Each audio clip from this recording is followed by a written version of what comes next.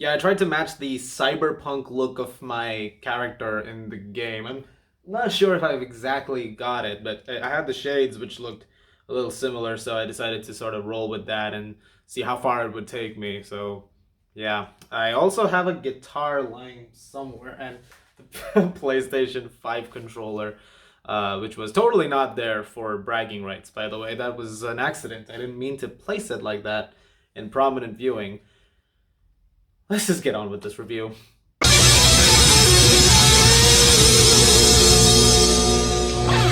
Cyberpunk 2077 came out on the PlayStation 4, Xbox, and PC ports back in December 2020. And there's a reason why this review is so delayed. I'm gonna go into it in extensive detail. There's a lot to discuss, and this might go on a little long. There's a lot to say about this game, which has been extremely controversial, very praised even, and it's been through a myriad of reactions ever since it first released. CD Projekt Red was developing this game for 7 years. It was announced in 2013, and ever since then there's been hype surrounding it. 2018 was when things really started to kick into gear. There was a lot of gameplay footage that was shown, a lot of sense of what the game was actually probably going to be like, a very cyberpunk-like game, which was very Blade Runner-esque in some of its visuals and its environments, which we'll talk more about in a bit. But more than anything, I was very excited to play this game, and at the time it released, I had a PlayStation 4, and it was very, very buggy. This was a very borderline unplayable experience. Tons of lag, many rendering issues, couple of crashes, and it wasn't flowing properly like a proper game. Eventually, CD Projekt Red started to get a lot of complaints, and this game went through a lot of scrutiny in that opening week because it was just such a messy launch. And I can attest to that because I was playing the game when opening week, and I kept thinking, this is borderline impossible. Like, I'm liking what I'm seeing here when it works, but I didn't pay $60 for a when it works it's good game. I paid $60 because I wanted to have the full experience, and right now I feel like this thing was rushed out. And even now it's going through patches, it's going through updates, and it doesn't feel finished as of yet. I got the PlayStation 5 very recently. In fact, I got it last week. And I've been playing this game for a week now. So I've spent a week just playing Cyberpunk.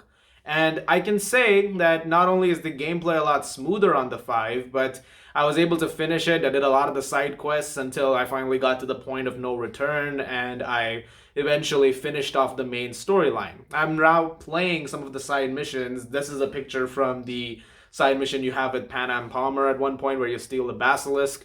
And I can actually give a more well-rounded review now because I've played it both on the PS4 and the PS5.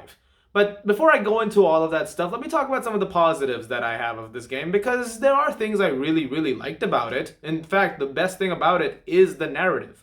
I really like the story. You play as V, a character who essentially can look like you, and I tried my best to make him look as much as me, even though it still obviously wasn't totally accurate. I tried to get the hair down, which seemed about accurate, like right here, and I tried to get some of the other nuances about me in there, but essentially sometimes you would see me from one angle, it would not look like me at all, and then some other angles it would look a lot like me.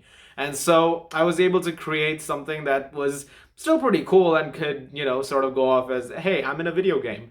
It was fun playing as this character, and essentially you're playing someone in Night City, which is essentially a very rundown version of Los Angeles, where things have gone to shit. A lot of historical events have led to this moment, and basically you're trying to make it up in the world. You're with your friend Jackie Wells, and you've been given a very specific job to steal something from the Arasaka Corporation. When the heist goes in completely wrong, there's a shard of information that V chips into himself, and it turns out to have the consciousness of someone named Johnny Silverhand, played in the game by Keanu Reeves, whose entire personality is taking over V's personality and is slowly killing him. And throughout the game, you're essentially trying to find ways to get this out of your head while also keeping Silverhand alive and finishing off his mission that he was trying to finish off many, many years ago, facing people from the Arasaka Corporation in the process, and trying to uncover a conspiracy and eventually bring that out to the world. That's something that happened at the corporation, which is the death of Saburo Arasaka, the main person running it, by his son Yorinobu.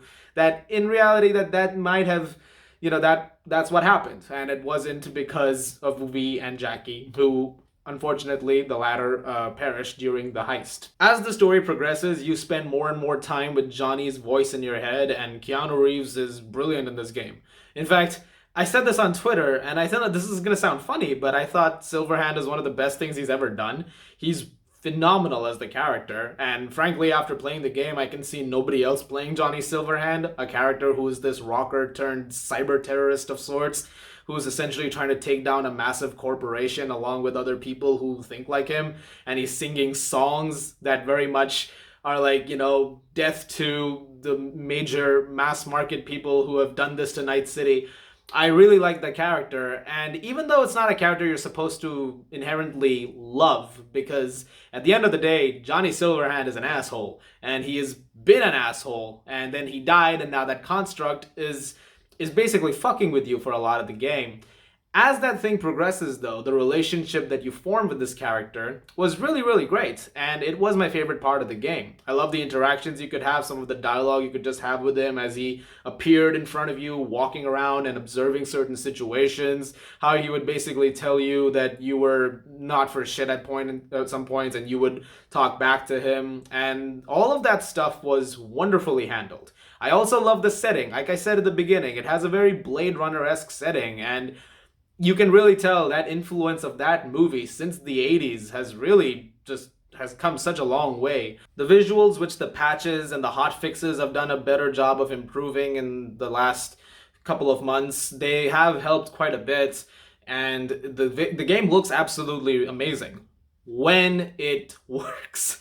On the 4, it didn't look that great because of all the lag and because it was just so jittery to play. I couldn't really appreciate a lot of the visuals, and because it felt like such a slow slog to get through, which is strange because the game was developed for a 4, not for next-gen consoles. It was developed for a last-gen consoles. But when you're playing a game that was essentially made for that, and a PS5 version, like a proper PS5 version, isn't gonna be out for a very, very long time, this was a fatal flaw in my opinion. And so I'm not surprised that Sony pulled it from the PS Store within a week. But like I said, when the game works, which it does, I mean, there's still glitches. There's still glitches, render issues, bugs. The mission with Panam, like I said over there's one point where you're with her and she's following you and you're following her to a certain gas station. She just went off the map for a while, and then she showed up at the gas station, just stood there, and the character kept glitching. And so there was a point where she was supposed to be like as an NPC helping you take down guards that were Arasaka guards, right? And anyway, they're supposed to be taken down, but essentially ended up being just me taking them down instead of her. She just kept standing around taking bullet after bullet, and nothing was happening to her. It was so strange. So there are still glitches like that spread out across the game. There were a couple of points where I was standing down someone and the gun was not in my hand. I was just holding thin air like this, and then suddenly I would switch weapons and a gun would appear. So there's still that stuff. There were still some rendering issues. On the PlayStation 5, I had 3 crashes recently in this past week itself while doing nothing. Like, I was just riding my bike, I parked, crash. That's it. I wasn't even in the middle of an intense sequence, no fights. It wasn't like I was fighting Atom Smasher and that's why the game was like overloading or something like that. In fact, that was actually the least glitchy part of the game. That was the one part where everything worked smoothly. So, great. I chose the Street Kid storyline. Like that's what I was doing, and that was fun. Everyone's gonna do whatever storyline that they're gonna do, so there's not exactly going to be like a common, point in terms of what the actual gameplay ends up being for people. That I think is the beauty of this game. I mean, it's an open world game and it can just go on and on, but you're essentially doing the stories that you want to do. And so because of that, you might meet different characters, you might go to different places, and the variety that the game manages to accomplish because of that was absolutely remarkable. I mean, in some cases, if you play a certain storyline, you meet Alana Pierce, who, as you may know, she's a very famous gaming celebrity. She's also on YouTube, so that's cool. You can do that. But yeah, I didn't do that storyline, by the way. There's a specific storyline and a specific thing that has to come up for that to happen, which I didn't do. And as I've been recording, I have been noticing my hair, and it looks a lot more like my Cyberpunk character. So I think we're getting somewhere here. The uncanny valley is like slowly starting to unravel. Another thing about this game that I want to give a lot of praise to was the soundtrack. I loved it. I've been listening to it for actually months now. Like ever since the game dropped, I've been playing this on loop along with certain other scores recently, and it's been awesome. Like it's one of my favorite scores of the year. And some of the music that's in the game, I don't think has been officially released yet, which is such a shame because there were a couple of tracks. I was like, I gotta listen to this, and it's not on the soundtrack. But I highly recommend listening to that. Like the music choices and the way you can even change radio stations and all of that. I mean, a lot of the little details that are in this game are absolutely remarkable. A lot of people have talked about it, and so I will too. The sex scenes, they're graphic. They're very real, actually. Like there was a one point where you have to actually have sex. There's a whole scene built around it. There's a couple of scenes built around it actually. I was like, wow, this is real. Like this is they really went out of their way to add certain details. So, yep. I like some of the other characters that you get on the side too. One of my favorites alongside Panam was Judy Alvarez. She's this hacker of sorts, and you guys go on a couple of missions together, and it was fun. Like she's like that was a cool character to play along with for a while. One thing that I do think is not that great about the game though, that has definitely got a bit of a learning curve to it, is the HUD and the AI. Because the first time I started playing it, it was very discombobulated and very convoluted, in fact. There's no proper guide on how to navigate it, and it took me a while to actually understand like how each thing worked. Eventually, the weapons choices became a lot better. So after I started getting certain guns, I knew how to use them a lot better, and there was a better way of navigating through this menu, along with carrying items and stuff like that, and even upgrades. Like there was a point where I had to force open a door, and I was like, wait, how am I supposed to do this? I don't have the points yet. And it turns out, well, you actually have to go and update it. But there was no proper like lead into that, or proper navigation tool at times. That was a little strange for me, but eventually I got there. I managed to get that specific update, and I was able to force open doors and do a lot of stuff because of it. And it unlocked a lot of phrases as well, extra things you could say in conversations. I thought that was all really, really good. The way this world is built, I mean, it is to be praised. I'm absolutely in awe of some of the detail and some of the work that has gone into it. And I do give a huge round of applause to everybody who worked on this game, the engineers specifically. Like they put a lot into it. It's just so unfortunate that the release was so incredibly messy. And this is a game, like I said, so many people were excited for, including myself. But then while playing it, I kept thinking that this needed at least another year in development, or at least, I don't know, half a year at least. Like you could have done this in the middle of 2021. It would have been a lot better, because right now it still feels like they were in the middle of development, but then they said we have to rush this thing out for either profits or whatever, and they did. And I feel like that was like shooting themselves in the foot, because there's still a lot of work to be done on it. I'm giving all the praise here, and yes, there are negatives, of course, but yeah, the glitches and bugs that were in the 4, while not as prevalent in the 5, there are still glitches and bugs. Those still are there. I mean, this is not a fully fixed game yet. There was a fix about a few weeks ago, which was actually so bad it broke the game. Now, I don't know anything about that because I actually avoided the game that week because they said we're having another patch next week. So I decided I'm not going to play the game when the game-breaking fix came in. And this is when I still had the 4. So I was like, listen, the 4 already is not really doing so hot with this game. Now you have a game-breaking fix in here.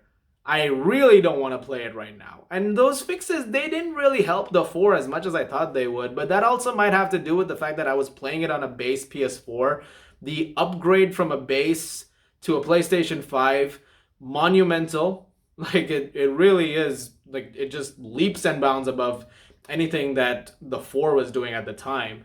But keep in mind that 4 was not exactly running low on space. I emptied it out as best as I could, and there was a lot of like empty free storage space for that game to run smoothly if it needed to, but it just wasn't. And it really wasn't a storage problem, it was really just the fact that the game was not finished. And so this game still has a lot of work. There's still going to be a lot of work done for this game. There's still a lot of work cut out for it. Certain side missions, certain little issues, they're going to persist for a while longer right now. Just going off of the play that I just finished, there were still so many issues. There were still render issues in the 5. There were still issues in terms of, I mean, no faces. I had face issues in the 4. I was gonna say that I was forgetting something. At one point in time, I was heading towards this nightclub, and there was someone standing in front of it, this girl, and her face didn't render. So I was looking at pixels for a solid 30 seconds, and then a face just popped up. That was weird. I don't really know what that was about. But God, I don't know if that's been fixed, by the way, because I haven't been back to that location since, and now since I finished the main story, I have to go back to before I get to the point of no return. But I don't know. I'll check it out at some point in time if there was something in there that has been improved since. But the fight mechanisms, they've also been improved. That's for sure, or at least they're a lot more fluid than they were on the 4. That being said, melee combat sucks. I'm just being completely honest here. Unless you have a gun, don't fight. Even the knife skills were kind of shit. I'm sorry, but okay, at one point in time, the katana was useful, but I was better off with a sniper rifle that I got from Pan Am at one point because of the job that went well. And then after I got the sniper rifle, I was just taking fools out all over the place. So I would suggest get a sniper rifle. Like that's the best thing for you. Eventually, I took out Adam Smasher in the end because of the sniper rifle. That's what took him down. That and a few grenades that I had on me that stuck to him and made him go boom. So yeah, that's your best hope, I would say. And also use the max docs. Don't use the bounce backs because bounce backs are good, but the max docs are a lot faster in terms of healing. So I would suggest you use those. They would definitely do the trick for you a lot faster. Now, from everything that I've heard the PC port is the place to be because that's where a lot of work has gone in and that's what seems to be the optimal port for playing the game. And if you have a PC, and I've been playing Cyberpunk 2077 on it, I'm curious to hear what your opinions are. I want to learn a little bit more, and I want to know what you guys, if you guys have been having any major issues on that end, which don't seem to be that many. Like, more complaints I've heard are mostly for the PlayStation 4 users. But if you have an Xbox version, for instance, please leave it in the comments below. I'm very curious to learn from other players of the game what's been going on over there. Even though this review is a couple of months late, and I know that I've probably like missed the train on this thing. I don't even know how many views this is gonna get, but I would appreciate if you guys gave this a watch and we could talk about it a little bit. One last thing I want to talk about regarding the main campaign is the ending. I really love the way this thing ends. I mean, it's a bittersweet finale, but it's the kind of finale that I honestly expected. I kept thinking about it, like what could happen? I mean, the way this thing is going, V is probably gonna die, and Johnny's either going to take over that body and sort of be like, all right, I'll make sure to keep doing your life justice in some shape or form, or he's gonna go into the cyberspace as well. And that is essentially a choice that you are given at the very end, and I chose to do the other thing, which was go back to V's body because I was like, you know what, I will make sure your name gets cemented in the stars in some way, especially in Night City. Which I don't know. I guess some people must have chosen to go into the cyberspace, or they might have chosen to go with Hanako Arasaka's plan of like telling the board what happened. Instead, I went with the rogue plan of letting Johnny take over, and then I went in with I forgot, was it Wayland? Yeah, with Wayland to take down Adam Smasher and lot, and then use Alt to enter the cyberspace of sorts. So maybe, I don't know, like what ending did people choose? I'm kind of curious, depending on whatever storyline that you decided to take. But I thought it was a pretty powerful ending. Really, the narrative is the best part of this game. Like the visuals are impressive, like I said, when it's not glitching like a motherfucker. But some things could be improved though. I said the bike was fun to ride. Yeah, bike was great to ride. It was actually a lot better to ride than the cars. Cars were a pain to ride. The steering could be a lot better on those things. Bikes are a lot easier to handle in this game, like much easier. Even though there were a few times where I crashed and then I just went flying across, so that that was fucking hilarious. But yes, I would say for the most part, I liked Cyberpunk 2077, the entire experience, based on both the 4 and the 5. The 4, I don't recommend it. The 5, if you can get it, great. Otherwise, if there's some other console you're playing it on, maybe you're having a better time at it. I'm not really sure if I should rate the game though, because it just doesn't feel like it's complete yet to give a proper rating on.